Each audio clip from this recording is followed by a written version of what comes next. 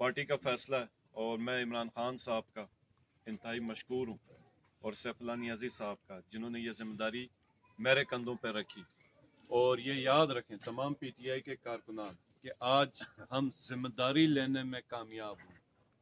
کامیابی اس وقت ہوگی جب ہم ذمہ داری نبھائیں گے.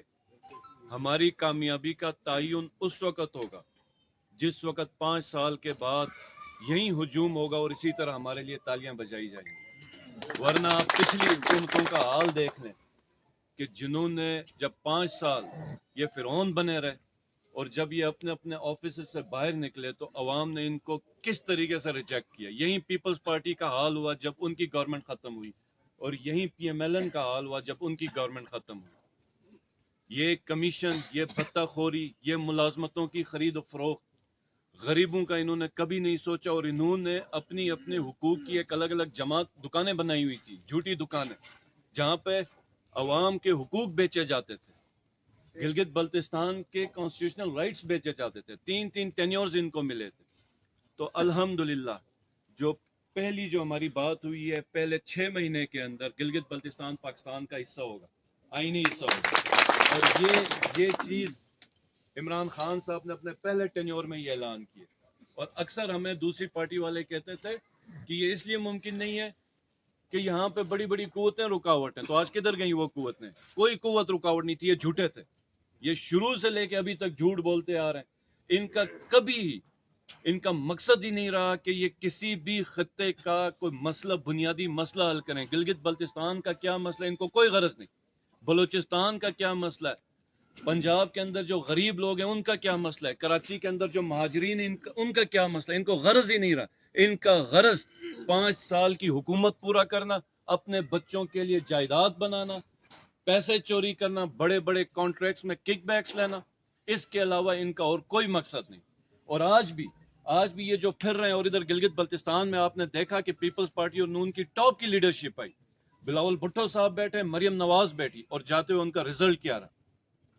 اور یہ جس حساب سے چیخ رہے تھے، یہ الیکشن میں ریگنگ کی بات کرتے ہیں، دھاندلی کی بات کرتے ہیں. میرے حلقے میں 54 پولنگ سٹیشنز ہیں. 40 پریزائڈنگ آفیسرز کے اوپر میری درخواست تھی کہ جناب والا یہ فیئر نہیں، ان کو چینج کیا جائے. چینج نہیں ہوئے.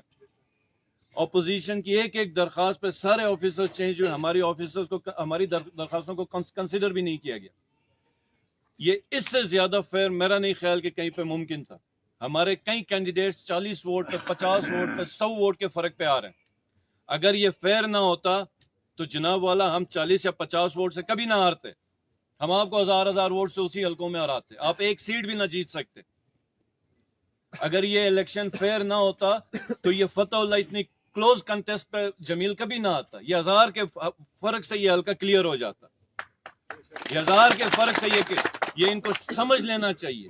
یہ ان کو سمجھ لینا چاہیے کہ انہوں نے الیکشن میں شکست کھائی ہے. لوگوں نے ان کو مسترد کیا اور یہ اس مینڈیٹ کو مانے جو گلگت بلتستان کی عوام چاہتی ہے کہ ایک تبدیلی ہو، ایک حقیقی تبدیلی ہو، جہاں پر ایک غریب آدمی کی رسائی ہو حکومت کے ٹاپ لیڈرشپ پہ، جہاں پہ اس کے فیصلے ہوتے ہیں.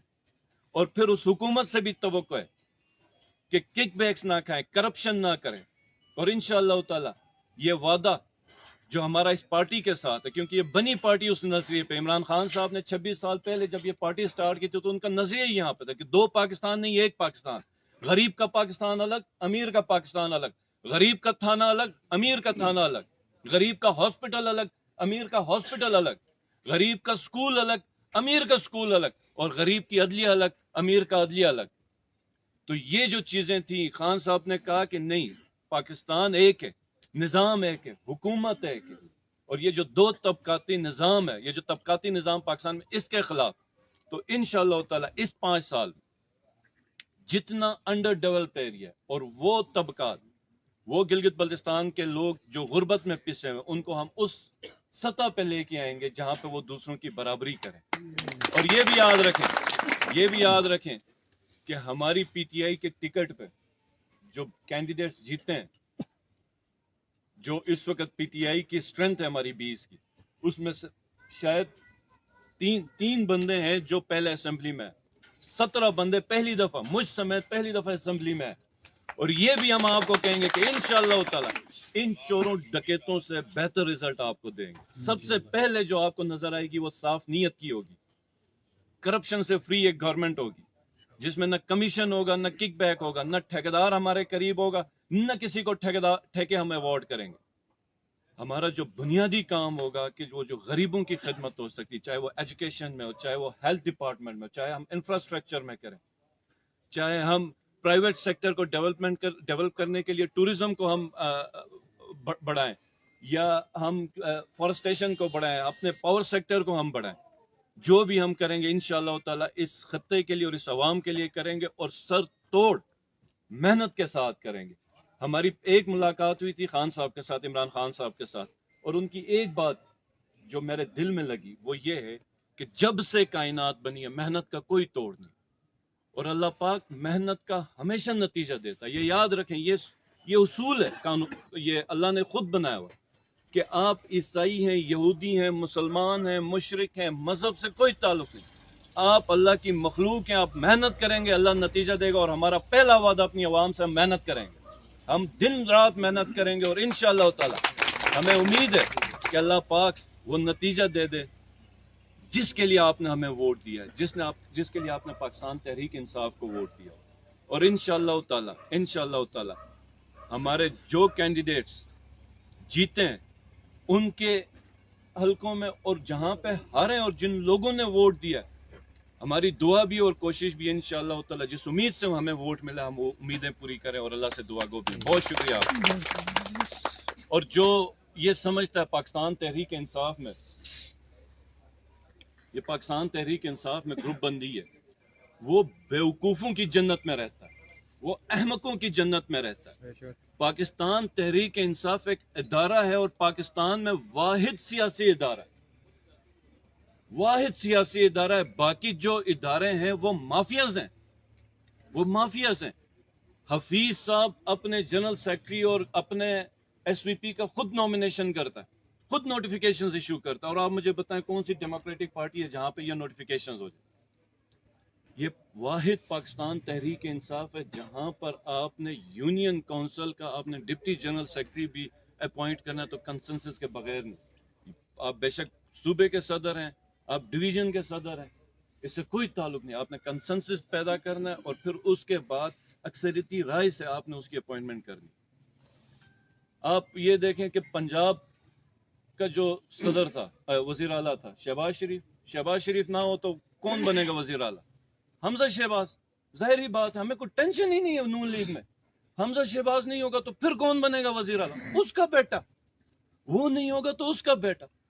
بینظیر صاحبہ نہیں ہے, زرداری نہیں ہوگا تو کون وزیر اعظم بنے گا؟ بلاول بھٹو بنے گا. آف کورس بلاول بھٹو نہیں ہوگا تو اس کے بعد کون بنے گا پارٹی کی لیڈرشپ؟ تو یہ ایک وراثتی جماعت ہیں جس کا ڈیموکریسی کے ساتھ کوئی تعلق نہیں. پھر پنجاب کے اندر جب سی ایم شپ کی دوڑ لگی, مختلف لوگوں نے اس کے لیے کوشش کی, جو اپرچونٹیز تھیں اس کے لیے لوگوں نے اپنے آپ کو اہل سمجھا, تو انہوں نے کہا جی پارٹی کے اندر گروپ بندیاں ہوئی, پارٹی ڈویژن نہیں, کارکنوں کو موقع ہی اس پارٹی میں دیا گیا. اور یہ جو موقع مل رہے ہیں اس کے اوپر یہ پاکستان تحریک انصاف کے اوپر انگلی اٹھا رہے ہیں. اور وہ جو انگلی اٹھا رہے تھے فتح اللہ پہ, شاید ان کو نہیں پتا کہ یہ کتنا بڑا سرمایہ پاکستان تحریک انصاف کا. ان کو نہیں پتا کہ جب گورنمنٹ تھی یا گورنمنٹ نہیں تھی, فتح اللہ ہمیشہ پارٹی کے ساتھ کھڑا رہا. اور یہی فیصلہ اگر آج فتح اللہ کے حق میں ہوتا تو بھی میں خود ہی ادھر چل کے آتا اور فتح اللہ کو میں مبارکباد دیتا. اور یہ بھی یاد رکھیں کہ میں نے پہلے بھی کہا اور ابھی بھی کہتا ہوں کہ ہمارے جو 20 ارکان ہیں, میں سمجھتا ہوں کہ فتح اللہ بھائی سمیت سب مجھ سے زیادہ اہل ہیں, سب کو میں اپنے سے زیادہ قابل سمجھتا ہوں. لیکن ہم ہمیشہ ٹیم بن کے چلیں اور آئندہ بھی ٹیم بن کے چلیں گے. اور جو اپوزیشن سمجھ رہی ہے کہ ہم ان جیسے بنیں گے تو ہم انشاءاللہ تعالیٰ ان کو مایوس کریں گے. ہم کام کر کے دکھائیں گے اور رزلٹ دکھائیں گے. اور فتح اللہ نے جو باتیں کی, میں اس کے اوپر فتح اللہ کا شکریہ بھی ادا کرتا ہوں, اور میں امید کرتا ہوں کہ انشاءاللہ تعالیٰ جس طریقے سے آپ پہلے پاکستان تحریک انصاف کے ساتھ چلیں اور کارکنوں کی دلجوئی کی ہے اور مشکل وقت میں اس پارٹی کا ساتھ دیا ہو، تو اب گورنمنٹ بنی ہے، اب ہمارے پاس کوئی ایکسکیوز نہیں ہے۔ آج یہ یاد رکھیں کہ آج ناکامی ہے تو بھی کمبائن ناکامی ہوگی، کسی ایک بندے کی نہیں ہوگی۔ پارٹی کی ناکامی ہوگی اور کامیابی ہوئی تو بھی کمبائن سب کی سانجھی کامیابی ہوگی۔ ہم ایز اے ٹیم چلیں گے اور انشاءاللہ تعالی ہمارے پاس یہ یاد رکھیں اگر مرجر ہو گیا تو ہمارے پاس شاید اگلے الیکشن کے لیے بہت کم ٹائم ہوگا، وفاق کے ساتھ ہمارا الیکشن ہوگا، تو ہم نے جو ڈیلیور کرنا ہے اس کا ہمارے پاس 2 سے 2.5 سال ہوگا۔ تو ان 2 سے 2.5 سال میں ہم نے 10 سال 15 سال کا برسوں کا سفر طے کرنا ہے، تو ہمارے لیے معاملات آسان نہیں ہے۔ اور آج جو معلومات میں لے رہا تھا کہ ہمارا جو بجٹ ہے ڈیولپمنٹ بجٹ، اس سے زیادہ جو تھرو فارورڈ ہے وہ تقریباً 80 ارب روپے کا انہوں نے رکھا ہوا، جو ہم نے پچھلی اسکیموں پہ دینا ہو، جس کے اوپر انہوں نے کک بیکس اور کمیشنز کھائے ہیں۔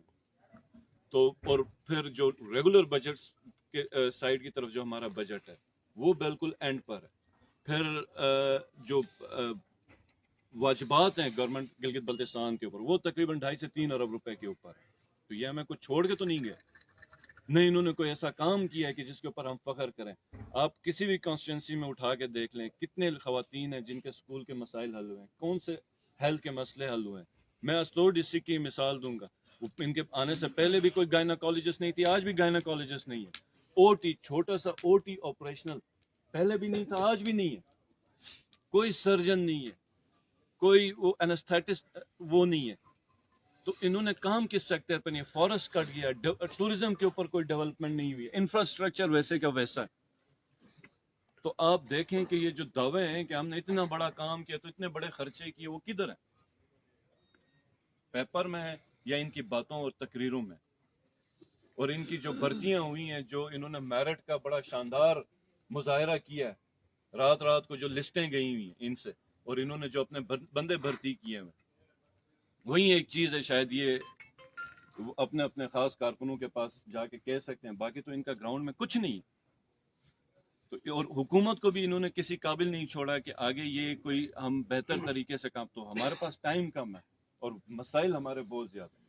تو انشاءاللہ تعالی فتح اللہ بھائی کی موجودگی میں اور جتنے باقی ہمارے جو ممبران ہیں ایز اے ٹیم کام کریں گے اور وہ ڈیلیور کریں گے جس کے لیے آپ نے ہم سے توقعات کی ہیں، اور اسپیشلی حلقہ 2 کے لیے۔ اور جتنے بھی کارکن مجھے سامنے نظر آ رہے ہیں، وسیم ہے اور آگے جتنے فتح اللہ کے ساتھ شانہ بشانہ، ہمیں آپ سے بھی بہت زیادہ امید ہے، کیونکہ میں جب سے آپ لوگوں کے ساتھ میری وابستگی ہوئی ہے 3 سال 4 سال سے میں دیکھ رہا ہوں، جب سے پارٹی میں 2 سال 3 سال ہوئے ہیں، تو آپ لوگ ہمیشہ فرنٹ پہ رہیں۔